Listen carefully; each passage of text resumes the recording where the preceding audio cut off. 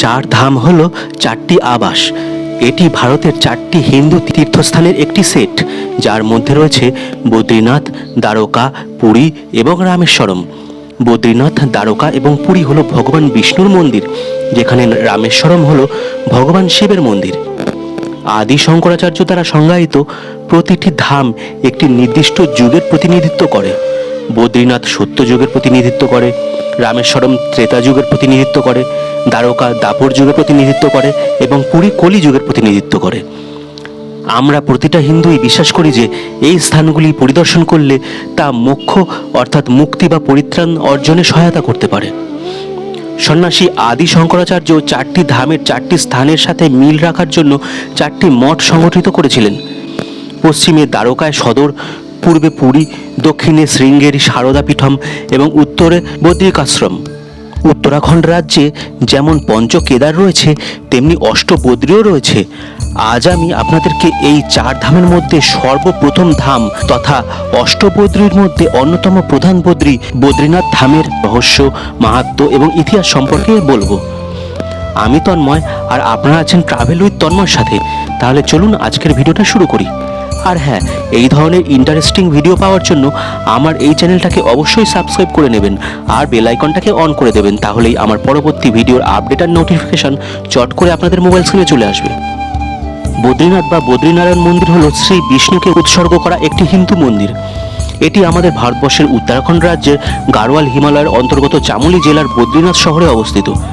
মন্দিরটি 108 দিব্য দেশমগুলির মধ্যে একটি, যা শ্রী বিষ্ণুকে উৎসর্গ করা হয়েছে। বৈষ্ণব তথা হিন্দু ধর্মাবলম্বী মানুষদের জন্য এটি একটি অন্যতম পবিত্র মন্দির। এই মন্দিরের অধিপতি দেবতা শ্রী বিষ্ণুকে বদ্রীনাথ হিসাবে পুজো করা হয়। হিমালয় অঞ্চলের চরম আবহাওয়ার কারণে এটি প্রতি বছর 6 মাসের জন্য অর্থাৎ এপ্রিলের শেষ থেকে নভেম্বরের শুরুর মধ্যেকার সময় পর্যন্ত খোলা থাকে। মন্দিরটি অলকানন্দা নদীর তীরে অবস্থিত।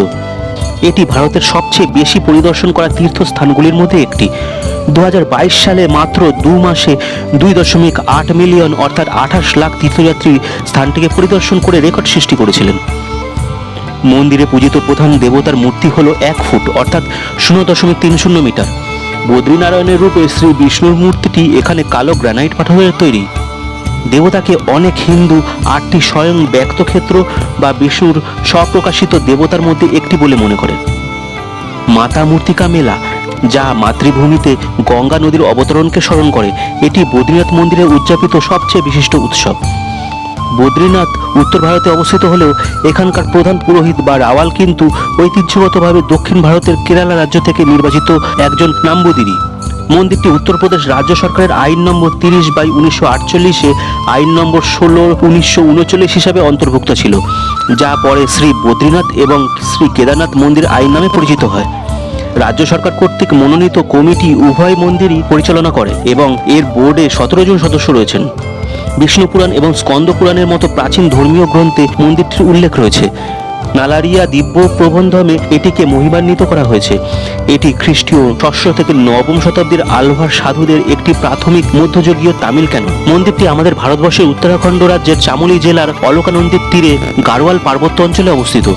পার্বত্য অঞ্চলগুলি গড় সমুদ্রপৃষ্ঠ থেকে 3133 মিটার অর্থাৎ 10,279 ফুট উপরে অবস্থিত। নরপর্বত মন্দিরের বিপরীতে অবস্থিত, অন্যদিকে নারায়ণ পর্বত নীলকণ্ঠ চূড়ার পিছনে অবস্থিত। আদি শঙ্করাচার্য 9ম শতাব্দীতে বদ্রীনাথকে একটি তীর্থস্থান হিসাবে প্রতিষ্ঠা করেছিলেন। মন্দিরের 3টি কাঠামো রয়েছে: গর্ভগৃহ, দর্শন মণ্ডপ এবং সভা মণ্ডপ। গর্ভগৃহের শঙ্কু আকৃতির ছাদ। গর্ভগৃহ প্রায় 15 মিটার অর্থাৎ 49 ফুট লম্বা, যার উপরে একটি ছোট কপোলা সোনার গিল্টের ছাদ দিয়ে আবৃত। সম্মুখ ভাগটি পাথরের তৈরি এবং এতে খিলানযুক্ত জানালা রয়েছে। একটি প্রশস্ত সিঁড়ি মূল প্রবেশদ্বার পর্যন্ত নিয়ে যায়।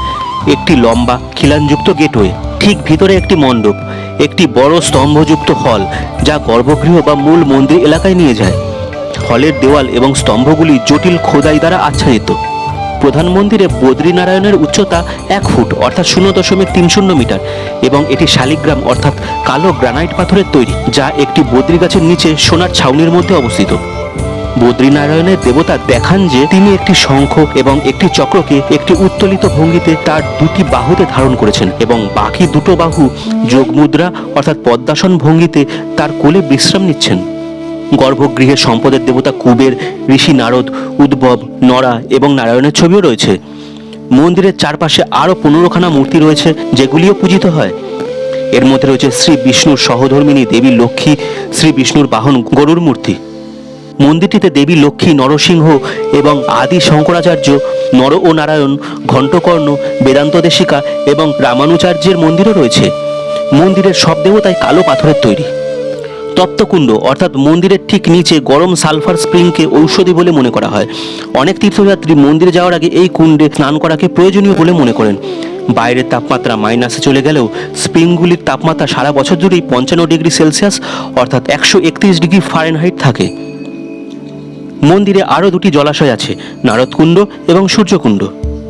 মন্দির সম্পর্কে কোনো ঐতিহাসিক নথি নেই, তবে বৈদিক শাস্ত্রে খ্রিস্টপূর্ব 1750 থেকে 500-র মধ্যে প্রধান দেবতা বদ্রীনাথের উল্লেখ রয়েছে। কিছু বিবরণী অনুসারে বৈদিক যুগে মন্দিরটি কোনো না কোনো আকারে পুজো করা হতো।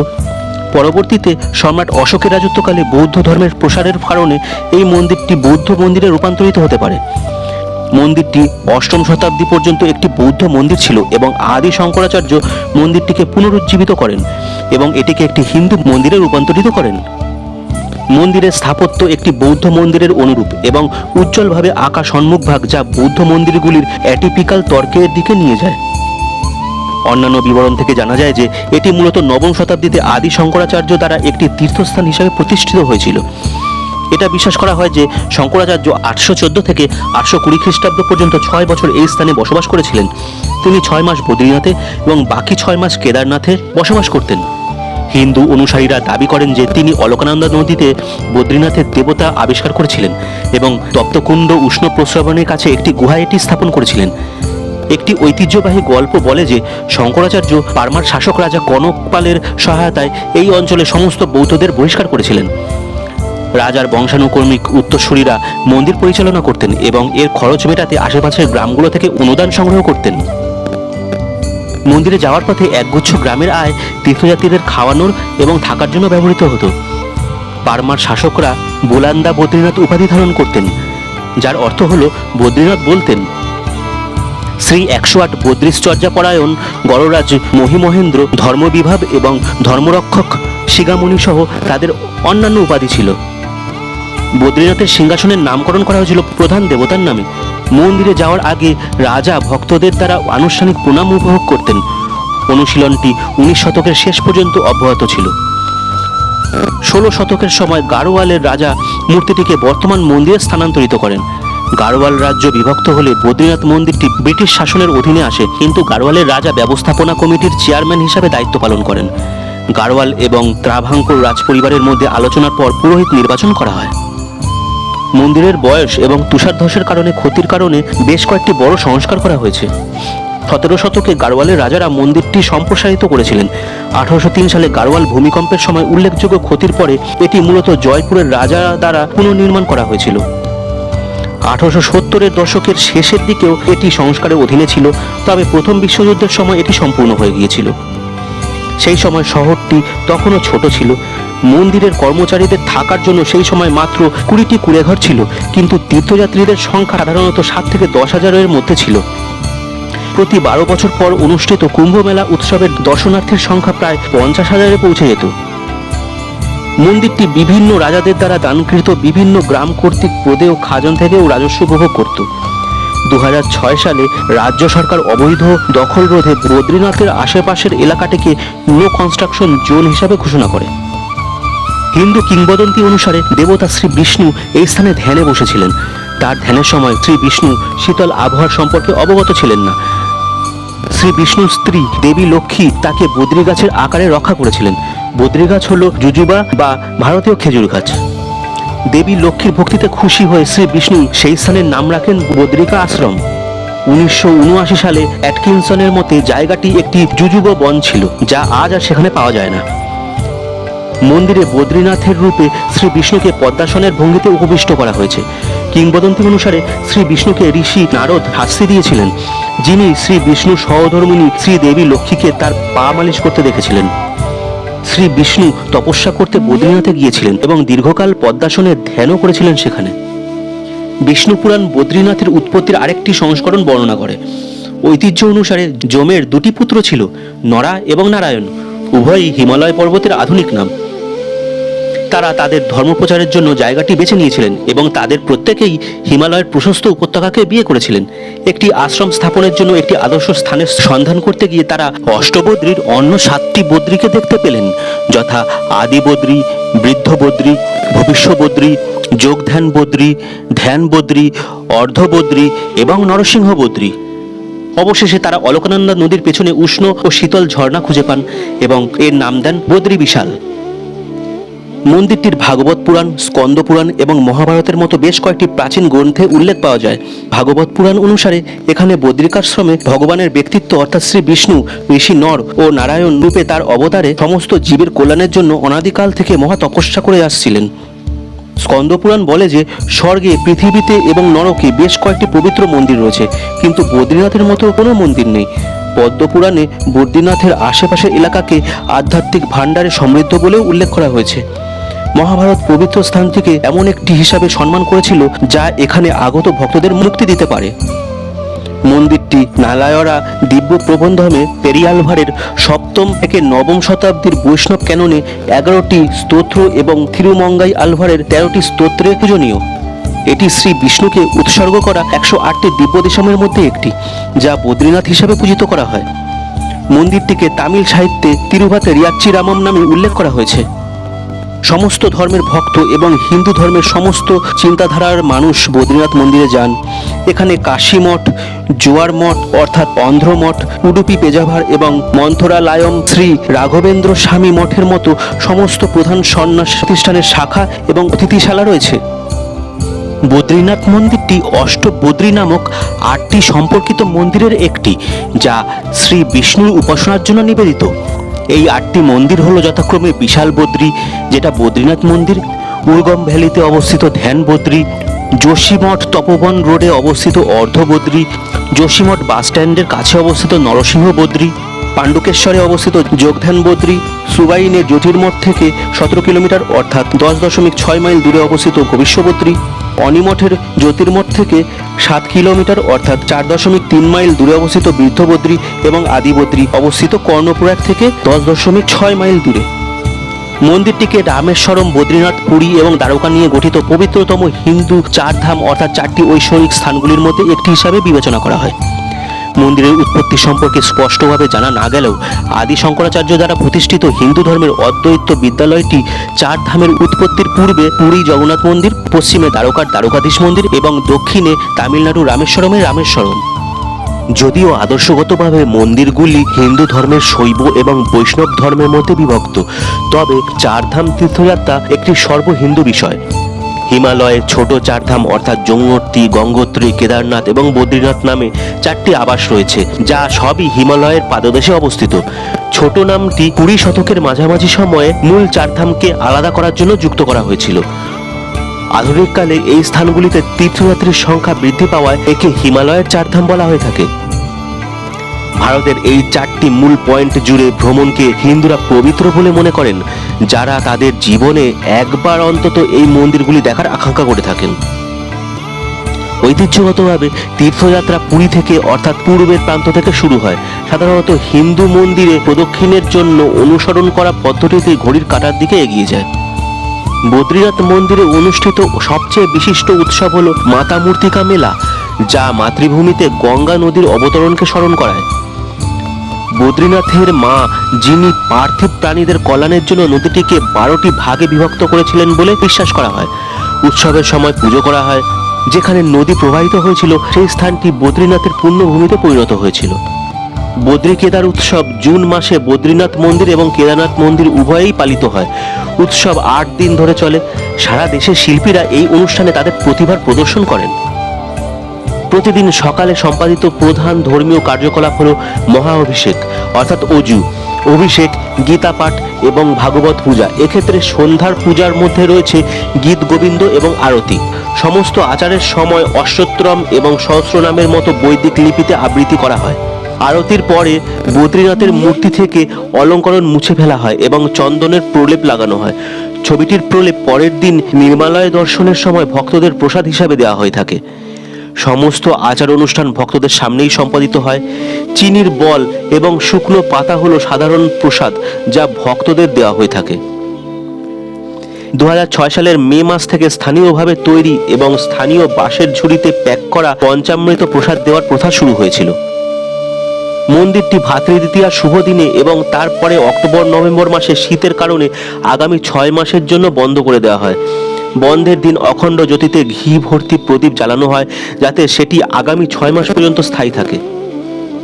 মন্দিরের তীর্থযাত্রী এবং কর্মকর্তাদের উপস্থিতিতে প্রধান পুরোহিত দ্বারা বিশেষ পুজো করা হয়। মন্দির থেকে 40 মাইল অর্থাৎ 64 কিলোমিটার দূরে অবস্থিত জ্যোতির্মঠের নরসিংহ মন্দিরে বদ্রীনাথের চিত্রটি ধারণাগতভাবে স্থানান্তরিত হয়। হিন্দু ক্যালেন্ডারের আরেকটি শুভ দিন অক্ষয় তৃতীয়ায় অর্থাৎ এপ্রিল মে মাসের গরমের সময় মন্দিরটি আবার খোলা হয়। তীর্থযাত্রীরা শীতের পরে মন্দির খোলার প্রথম দিনে অখণ্ড জ্যোতি দেখতে ভিড় জমায়।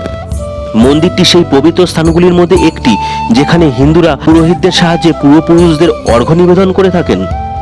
ভক্তরা গর্ভগৃহে বদ্রীনাথের মূর্তির সামনে পুজো করতে মন্দিরে যান এবং অলকানন্দা নদীতে পবিত্র ডুব দেন। সাধারণ বিশ্বাস হলো এই অলকানন্দা নদী ও এখানকার কুণ্ডগুলিতে ডুব দিলে আত্মা পরিশুদ্ধ হয়। বদ্রীনাথ মন্দিরটি উত্তরপ্রদেশ রাজ্যের সরকারের আইন নম্বর 30-এর 1948-এ আইন নম্বর 16-র 1939 হিসাবে অন্তর্ভুক্ত ছিল, যা পরে শ্রী বদ্রীনাথ এবং শ্রী কেদারনাথ মন্দির আইন নামে পরিচিত হয়। উত্তরাখণ্ড রাজ্য সরকার কর্তৃক মনোনীত একটি কমিটি উভয় মন্দিরই পরিচালনা করে। সরকারি কর্মকর্তা এবং একজন ভাইস চেয়ারম্যান সহ অতিরিক্ত কমিটি সদস্য নিয়োগের জন্য আইনটি 2002 সালে সংশোধন করা হয়েছিল। বোর্ডে মোট 17 জন সদস্য রয়েছে। উত্তরাখণ্ড বিধানসভা দ্বারা নির্বাচিত 3 জন, চামোলি, পাউরি গাড়োয়াল, তেহরি গাড়োয়াল এবং উত্তরকাশী জেলা পরিষদ দ্বারা নির্বাচিত 1 জন করে সদস্য এবং উত্তরাখণ্ড সরকার কর্তৃক মনোনীত 10 জন সদস্য। মন্দিরের নথিতে নির্দেশিত হিসাবে মন্দিরের পুরোহিতরা ছিলেন ডান্ডি সন্ন্যাস নামে পরিচিত শিব তপস্বী, যারা আধুনিক কেরালায় প্রচলিত একটি ধর্মীয় গোষ্ঠী নাম্বুদিরি সম্প্রদায়ের অন্তর্গত। 1776 খ্রিস্টাব্দে যখন শেষ সন্ন্যাসীদের একজন উত্তরাধিকারী ছাড়াই মারা যান, তখন গাড়োয়ালের রাজা কেরালা থেকে অতপস্বী নাম্বুদিরিদের যাজকত্বের জন্য আমন্ত্রণ জানান, যা আধুনিক সময়েও অব্যাহত রয়েছে। 1939 সাল পর্যন্ত মন্দিরে ভক্তদের দ্বারা তৈরি সমস্ত নৈবেদ্য রাওয়ালের অর্থাৎ প্রধান পুরোহিতদের কাছে যেত, কিন্তু 1939 সালের পরে তার এখতিয়ার ধর্মীয় বিষয় সীমাবদ্ধ ছিল। মন্দিরের প্রশাসনিক কাঠামোতে একজন প্রধান কর্মকর্তা, 2 জন ওএসডি, একজন নির্বাহী কর্মকর্তা, একজন অ্যাকাউন্ট অফিসার, একজন মন্দির কর্মকর্তা এবং একজন পাবলিক অফিসার, যিনি প্রধান নির্বাহী কর্মকর্তাকে সহায়তা করে থাকেন। যদিও বদ্রীনাথ উত্তর ভারতে অবস্থিত, তবুও প্রধান পুরোহিত বা রাওয়াল ঐতিহ্যগতভাবে দক্ষিণ ভারতের কেরালা রাজ্য থেকে নির্বাচিত একজন নাম্বুদিরি ব্রাহ্মণ। এই ঐতিহ্য আদি শঙ্করাচার্য দ্বারা শুরু করা হয়েছিল বলে মনে করা হয়, যিনি একজন দক্ষিণ ভারতীয় দার্শনিক ছিলেন। এক্ষেত্রে রাওয়াল নিয়োগের ক্ষেত্রে উত্তরাখণ্ড সরকার কেরালা সরকারের কাছে অনুরোধ করেছিলেন যে রাওয়াল নিয়োগের ক্ষেত্রে প্রার্থীকে সংস্কৃততে আচার্য অর্থাৎ স্নাতকোত্তর ডিগ্রি থাকতে হবে, স্নাতক হতে হবে, মন্ত্র অর্থাৎ পবিত্র গ্রন্থ পাঠে পারদর্শী হতে হবে এবং হিন্দু ধর্মের বৈষ্ণব সম্প্রদায়ের হতে হবে। গাড়োয়ালের প্রধান শাসক, যিনি বদ্রীনাথের তত্ত্বাবধায়ক প্রধান, তিনি কেরালা সরকারের প্রেরিত প্রার্থীকে অনুমোদন করেন। রাওয়ালকে প্রতিষ্ঠিত করার জন্য একটি তিলক অনুষ্ঠান অনুষ্ঠিত হয় এবং তাকে এপ্রিল থেকে নভেম্বর পর্যন্ত নিযুক্ত করা হয়, যখন মন্দির খোলা থাকে। গাড়োয়াল রাইফেলস এবং উত্তরাখণ্ড রাজ্য সরকার রাওয়ালকে তার পবিত্র মর্যাদা প্রদান করেছেন। নেপালের রয়্যালদের দ্বারাও তাকে উচ্চ মর্যাদায় রাখা হয়। এপ্রিল থেকে নভেম্বর পর্যন্ত তিনি মন্দিরের পুরোহিত হিসাবে তার দায়িত্ব পালন করেন। তারপরে তিনি হয় জ্যোতির্মঠে থাকেন বা কেরালায় তার জন্মগ্রামে ফিরে যান। রাওয়ালদের দায়িত্ব শুরু হয় প্রতিদিন ভোর 4টে অভিষেক দিয়ে। বামন দ্বাদশী পর্যন্ত রাওয়ালদের নদী পার হওয়া উচিত নয় এবং রাওয়ালকে ব্রহ্মচর্য মেনে চলতে হয়। রাওয়ালকে চামোলি জেলার ডিমর গ্রামের গাড়োয়ালি ডিমরি ব্রাহ্মণ নায়েব, রাওয়াল ধর্মাধিকারী, বেদপাঠী পুরোহিতদের একটি দল, পান্ডা সমাধি ভান্ডারী, রসয়াস অর্থাৎ রাধুনী, ভক্তিগায়ক, দেবাশ্রমের কেরানি, জলভরিয়া অর্থাৎ রাধুনী দ্বারা সহায়তা করা হয়। রাওয়াল হলেন একদিকে জল রক্ষাকারী এবং মন্দিরের রক্ষক। বদ্রীনাথ উত্তর ভারতের কয়েকটি মন্দিরের মধ্যে একটি, যা দক্ষিণে প্রচলিত শ্রৌত ঐতিহ্যের প্রাচীন তন্ত্রবিধি অনুসরণ করে। 2012 সালে মন্দির প্রশাসন মন্দিরে দর্শনার্থীর জন্য একটি টোকেন সিস্টেম চালু করেছিল। ট্যাক্সি স্ট্যান্ডের 3টি স্টল থেকে পরিদর্শনের সময় নির্দেশ করে টোকেন দেওয়া হয়েছিল। প্রধান দেবতাদের দর্শনের জন্য প্রতিটি ভক্তের জন্য 10 থেকে 20 সেকেন্ড বরাদ্দ করা হয়। মন্দিরের প্রবেশের জন্য পরিচয় প্রমাণ বাধ্যতামূলক। দেবপ্রয়াগ, রুদ্রপ্রয়াগ, কর্ণপ্রয়াগ, নন্দপ্রয়াগ, জ্যোতির্মঠ, বিষ্ণুপ্রয়াগ এবং দেবদর্শিনী হয়ে 298 কিলোমিটার অর্থাৎ 185 মাইল দূরে অবস্থিত ঋষিকেশ থেকে মন্দিরটিতে পৌঁছানো যায়। কেদারনাথ মন্দির থেকে দর্শনার্থীরা 243 কিলোমিটার অর্থাৎ 151 মাইল দীর্ঘ রুদ্রপ্রয়াগ রুট অথবা 230 কিলোমিটার অর্থাৎ 140 মাইল দীর্ঘ উখিমঠ এবং গোপেশ্বর রুটও অনুসরণ করে থাকেন। বসুধারা জলপ্রপাত, ব্রহ্মা কপাল, সরস্বতী নদী, ভীমপুল, তপ্তকুণ্ড, ব্যাস গুফা, গণেশ গুফা, অলকাপুরী, মাতা মূর্তি মন্দির, নারদকুণ্ড আর তিমারসাইন মহাদেব যেটি নীতিগ্রামে অবস্থিত, এগুলি হলো বদ্রীনাথ মন্দিরের আশেপাশের কিছু গুরুত্বপূর্ণ দর্শনীয় স্থান, যেগুলো আপনারা বদ্রীনাথ মন্দির দর্শন করার সাথে অবশ্যই ভ্রমণ করবেন। আর আমি বন্ধুরা কলকাতা থেকে আপনারা কিভাবে বদ্রীনাথ ধাম যাবেন সেই সম্পর্কিত একটা কমপ্লিট ভিডিও আমার এই চ্যানেলের দেবভূমি উত্তরাখণ্ড প্লেলিস্টে দিয়ে রেখেছি, আপনারা চাইলে দেখে নিতে পারেন। আর ডেসক্রিপশন বক্স এবং উপরের আই বাটনেও এর লিংক দেওয়া আছে। তাহলে বন্ধুরা আপনাদের আজকে এই বদ্রীনাথ ধাম সম্পর্কে জানতে পেরে কেমন লাগলো তা কমেন্ট করে অবশ্যই জানাবেন এবং ভিডিওটা ভালো লাগলে একটা লাইক দিয়ে দেবেন। আর এই ভিডিওটা আপনারা আপনাদের প্রিয়জন এবং বন্ধুবান্ধবদের মধ্যে শেয়ার করে দেবেন, যাতে ওনারাও এই বদ্রীনাথ ধাম সম্পর্কে জানতে পারেন। আজকের মতো এই ভিডিওটা আমি এখানেই শেষ করছি। পরবর্তী দিনে আমি 4 ধামের মধ্যে আরও একটি ধাম এবং অষ্টবদ্রীর মধ্যে আরও একটি বদ্রীর রহস্য, মাহাত্ম্য এবং অবস্থান সম্পর্কে আলোচনা করব। সুস্থ থাকবেন, ভালো থাকবেন। জয় বাবা বদ্রী বিশালের জয়।